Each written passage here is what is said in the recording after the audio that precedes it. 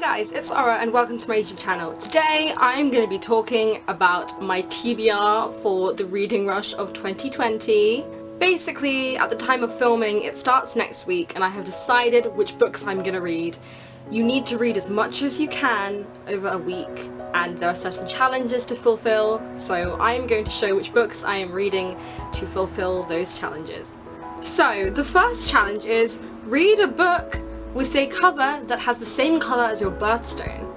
I found this really difficult because I'm born in June and there are a bunch of stones that are technically birthstones, so I decided to combine the colours. The colours are purple, green and white, so I'm going to try and read Colour Me In by Natasha Diaz. This is a story about a girl whose dad is Jewish and mum is black, and her journey through that. After her parents break up, she goes to live with her mum in Harlem in a primarily black neighborhood. Her life is very different and she discovers things within the black community that she didn't know were there because she's never had to deal with it before. This book really interests me because I'm Jewish and the Jewish parts. People don't really tend to read about black Jews.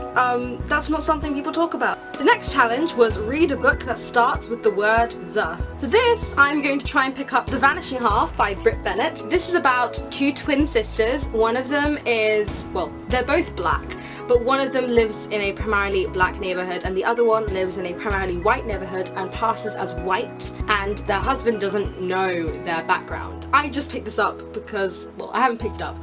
I want to pick it up because the dynamic sounds really interesting and this sounds like something that I'd get a lot out of by reading. The next challenge is read a book that inspired a movie you've already seen. And for this, I'm going to read To All the Boys I've Loved Before by Jenny Han. I've read this book before. I'm not going to have any issue reading this book. I've definitely watched the movie. And I don't think I've actually read the book since the movie came out. So yeah, I'm definitely going to read this. This is probably going to be the easiest thing for me to read, to be honest.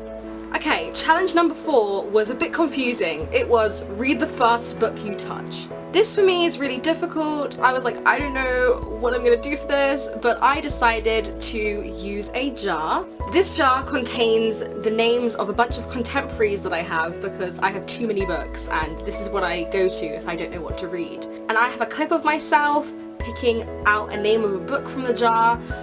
I'll put it now if I don't think it's bad. I remember filming that video and I looked horrible, so I doubt I'm actually going to put the clip in. But the title name that I picked out of this jar is The Perks of Being a Wallflower. So, during the reading rush, I'm going to try and read The Perks of Being a Wallflower by Stephen So, during the week of the reading rush, I'm going to try and read The Perks of Being a Wallflower by Stephen Chbosky. I had to make sure I didn't get that last name wrong there. I don't know what this book is actually about. I know there's a movie.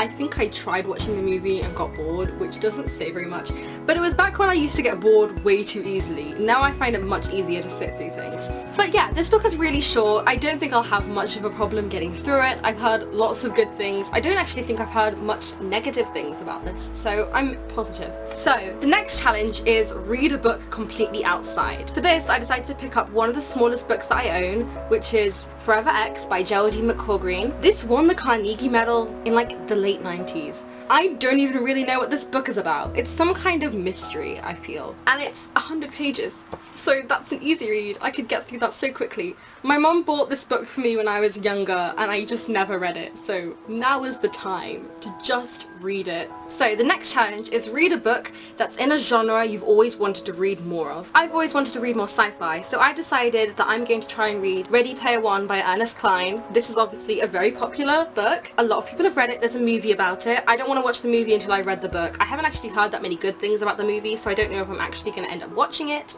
But the concept of this really interests me and I love sci-fi. I just don't read enough of it, and this is definitely a chance to do so. And the 7th challenge for the 7th book of the 7-day readathon, see what I did there, is read a book that takes place on a different continent than where you live. I'm British, as you can tell by my accent, and I live in the UK, and therefore it's pretty easy for me to find a book that's in North America. I decided to choose Aisha at Last by Uzma Jalaluddin. This book takes place in Canada. I literally had to flick through the first few pages to figure out where it actually was. Honestly, most of the books that I own do not take place in the UK.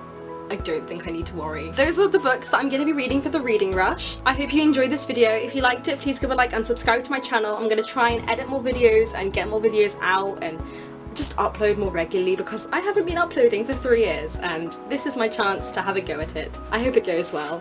Links to my Twitter will be in the description if you want to see the stupid things I have to say online. And links to my Goodreads and the Reading Rush website will be in the description below. Thank you so much for watching. Bye!